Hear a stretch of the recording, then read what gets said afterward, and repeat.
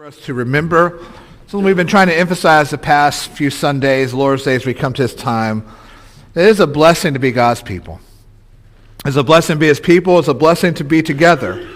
And part of blessing being His people is that we have His Word entrusted to us. And we all have copies of our Bible in our language. We can understand. It's a blessing to be His. It's a blessing to have His Word entrusted to us. So in that blessing, let's take our copies of God's Word now.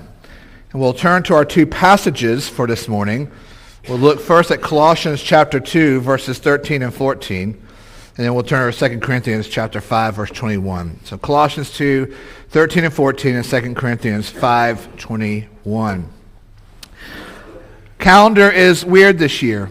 And we're used to having Advent start the Sunday after Thanksgiving. But because of the way the calendar falls, we have this extra Sunday.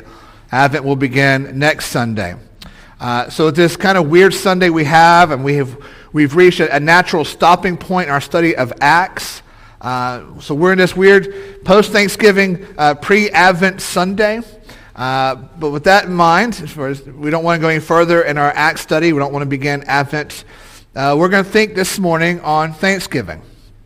We're a few days late on that, but it's always good to think about Thanksgiving. We're going to think especially on the theological meaning of what it means to be a thankful people. Why have a holiday?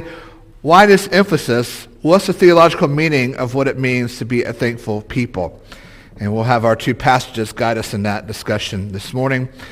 So let's go now to Lord to ask for His continued blessings in our time together. Lord, it is indeed a blessing to be your people, to be gathered together here at Bethel as your particular people here, and the blessing of your word.